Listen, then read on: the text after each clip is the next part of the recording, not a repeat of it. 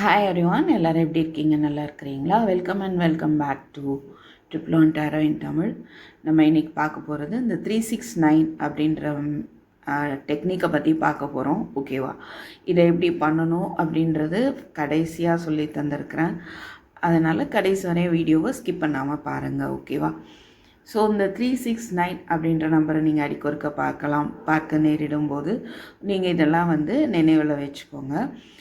இது ஒரு ஒரு பவர்ஃபுல்லான யூனிவர்ஸ் இதை புரிஞ்சிக்கிட்டால் ஒரு யூனிவர்ஸ் கனெக்ட் ஆகிற விஷயங்கள் புரியும் அப்படின்ற ஒரு விஷயத்த சொல்கிறாங்க. So it's very powerful number. ஓகேவா?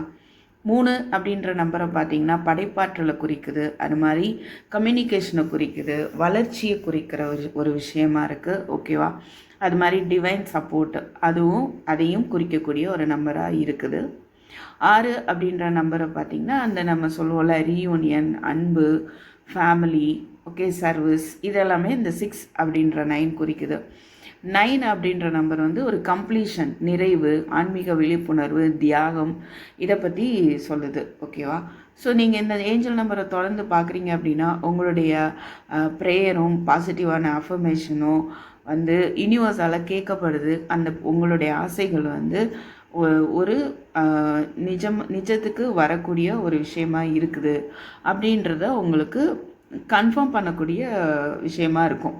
369 பார்க்குறீங்க அப்படின்னா நீங்கள் இதை நினச்சிக்கலாம், ஓகே, நம்ம பண்ணுற ப்ரேயரும் மேனிஃபெஸ்டேஷனும் ஒரு ரியாலிட்டிக்கு வரப்போகுது அப்படின்ற ஒரு நம்பிக்கையை உங்களுக்கு யூனிவர்ஸ் கொடுக்குறாங்க. சரியா?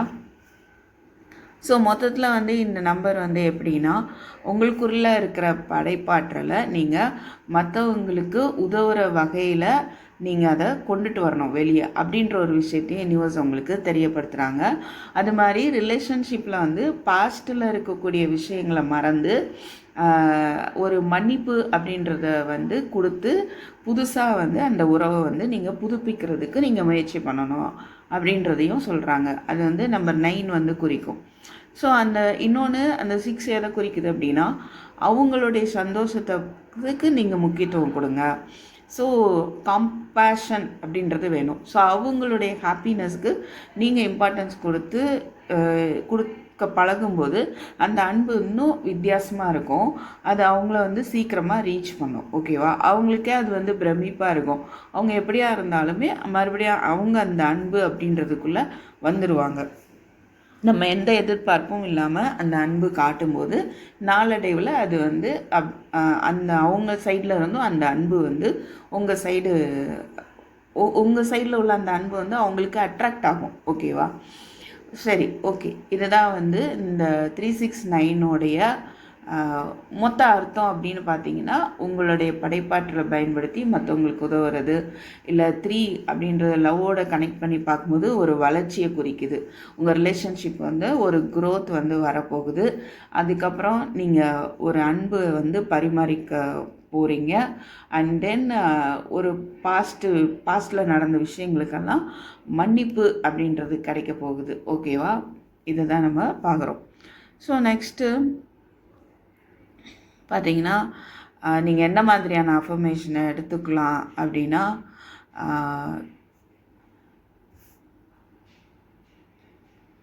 காலையில் எழுந்ததுக்கப்புறம் அது மாதிரி நைட்டு தூங்குறதுனால ஒரு 9 டைம்ஸ் நீங்கள் சொல்லலாம். என்னென்னா, என்ன பாசிட்டிவாக நீங்கள் அதை சொல்லணும்னு நினைக்கிறீங்களோ அதை உங்கள் ரிலேஷன்ஷிப் ரிலேட்டடாக. ஓகே? இல்லை உங்களுக்கு மணி வேணும் அப்படின்னா, ஐ எம் ஃபினான்ஷியலி அபண்டன்ட், எனக்கு நிறைவாக மன நிறைவு இல்லைன்னா எல்லா நிறைவும் தரக்கூடிய அளவுக்கு என்கிட்ட மணி இருக்குது அப்படின்ற ஒரு அஃபர்மேஷனை நீங்கள் சொல்லலாம். ஐ அட்ராக்ட் லவ்விங் ரிலேஷன்ஷிப். ஓகே, ஒரு அன்புமயமான ஒரு ரிலேஷன்ஷிப்பை நான் அட்ராக்ட் பண்ணுறேன் அப்படி சொல்லலாம். இல்லை உங்களுக்கு ரீயூனியன் வேணும்னா ஐ அட்ராக்ட் ரீயூனியன் அப்படின்றத ஒரு 9 டைம்ஸ் நீங்கள் அந்த மாதிரி சொல்லிட்டு வரலாம். அது ஒரு முறை நீங்கள் பண்ணலாம். ஓகேவா?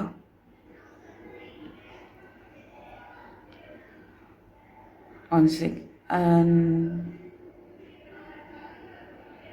ஸோ லவ் அப்படின்னு எடுக்கும்போது உங்களுக்கு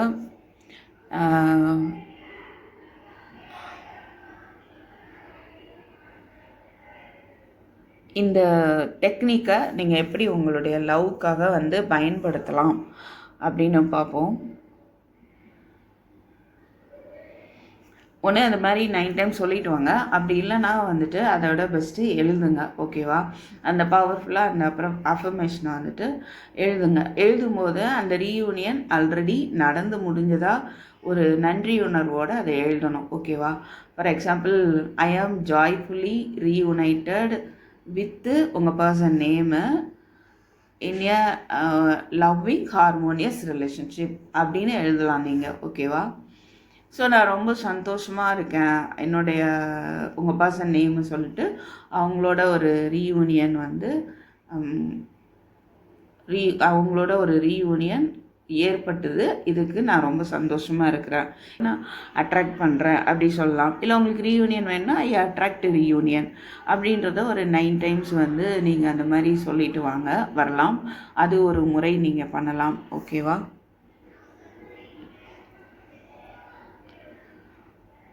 ஒன் செக்.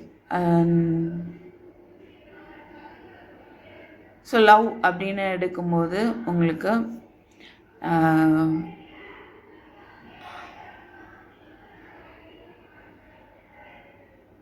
இந்த டெக்னிக்கை நீங்கள் எப்படி உங்களுடைய லவ்வுக்காக வந்து பயன்படுத்தலாம் அப்படின்னு பார்ப்போம். ஒன்று அந்த மாதிரி 9 டைம் சொல்லிட்டு வாங்க. அப்படி இல்லைன்னா வந்துட்டு அதோட பெஸ்ட்டு எழுதுங்க. ஓகேவா? அந்த பவர்ஃபுல்லாக அந்த அப்புறம் அஃபர்மேஷனை வந்துட்டு எழுதுங்க. எழுதும்போது அந்த ரீயூனியன் ஆல்ரெடி நடந்து முடிஞ்சதா ஒரு நன்றி உணர்வோடு அதை எழுதணும். ஓகேவா? ஃபார் எக்ஸாம்பிள், ஐ ஆம் ஜாய்ஃபுல்லி ரீயூனைட்டட் வித்து உங்கள் பர்சன் நேமு இன் எ லவ்விங் ஹார்மோனியஸ் ரிலேஷன்ஷிப் அப்படின்னு எழுதலாம் நீங்கள். ஓகேவா? ஸோ நான் ரொம்ப சந்தோஷமாக இருக்கேன், என்னுடைய உங்கள் பர்சன் நேமு சொல்லிட்டு அவங்களோட ஒரு ரீயூனியன் வந்து அவங்களோட ஒரு ரீயூனியன் ஏற்பட்டது, இதுக்கு நான் ரொம்ப சந்தோஷமாக இருக்கிறேன். இதை வந்து நீங்கள் என்ன சென்டென்ஸில் எழுதணுமோ அப்படி எழுதிக்கலாம். ஓகே, ஒரு சென்டென்ஸில் எழுதுங்க. ஓகேவா? அதை ப்ரெசன்ட் டென்ஸாக எழுதணும். இப்போ நடந்த மாதிரி எழுதணும். நடக்கட்டும் அப்படிலாம் நம்ம நினைக்கக்கூடாது. ஸோ நடந்து முடிஞ்ச மாதிரியே அதை ஒரு நன்றியுணர்வோடு எழுதணும். அப்படி எழுதும்போது நீங்கள் வந்துட்டு எப்படி ஃபீல் பண்ணணும் அப்படின்னா, ஒரு சந்தோஷமாக ஃபீல் பண்ணணும், அந்த லவ் ஃபீல் பண்ணணும், ஹாப்பியாக வந்துட்டு ஃபீல் பண்ணணும். ஓகேவா? ஸோ எழுதி முடிச்சுட்டு இதை எப்படி எழுதணும், என்னென்ன டைமில் எழுதணும் அப்படின்னா, மார்னிங் எழுந்தோன்னே 3 டைம்ஸ் எழுதுங்க, ஆஃப்டர்நூன் 6 டைம்ஸ் எழுதுங்க, அண்ட் தென் நைட்டு வந்துட்டு ஒரு 9 டைம்ஸ் எழுதுங்க. ஓகேவா? என்ன எழுதணும் அப்படின்றத டிசைட் பண்ணிக்கோங்க. இப்போது ஏதாவது ஒரு பர்சன் நேம் வச்சுக்கோங்க. அந்த அவங்க நேமை சொல்லி இவங்களோட நான் ஒன்றாக சேர்ந்து அன்பான நிறைவான வாழ்க்கையை வாழ்கிறேன், சந்தோஷமாக வாழ்கிறேன், இப்படி கூட நீங்கள் எழுதலாம். ஓகேவா? So morning 3 times, afternoon 6 times, night வந்துட்டு 9 டைம்ஸ் எழுதிட்டு வாங்க. தொடர்ந்து நீங்கள் சம்வாட் 33 நாட்கள் எழுதலாம், இல்லைனா ஷார்ட்டாக எழுதணும்னு நினச்சிங்கன்னா 21 நாட்கள் எழுதலாம். இது லவ்வுக்கு தான் அப்படின்னு இல்லை, ஒரு விஷயமும் நீங்கள் வந்து சில பேர் இதை ஹேபிட்டாகவே வச்சுருக்குறாங்க. ஓகேவா? அதாவது மணி வேணும் அப்படின்னா அதுக்கு ஒரு டெக்னிக், இந்த டெக்னிக்கை அந்த மணிக்காக மட்டும் எழுதி முடிங்க. அதுக்கப்புறம் அடுத்த விஷயத்துக்கு உங்களுடைய சக்ஸஸை நோக்கி ஒன்றுக்கும் நீங்கள் அந்த ஒரு டெக்னிக்கும் நீங்கள் எழுதிக்கிட்டே வரலாம். 21 டேஸா 33 டேஸா அப்படின்றத நீங்கள் ஃபிக்ஸ் பண்ணிக்கலாம். கண்டினியூஸாக எழுதிட்டு வாங்க. ஏதாவது ஒரு நாள் விடுபட்டுருச்சு அப்படின்னா கவலைப்பட தேவையில்லை, அச்சோ முதலேருந்து எழுதணுமா அப்படின்னு நினைக்க தேவையில்லை.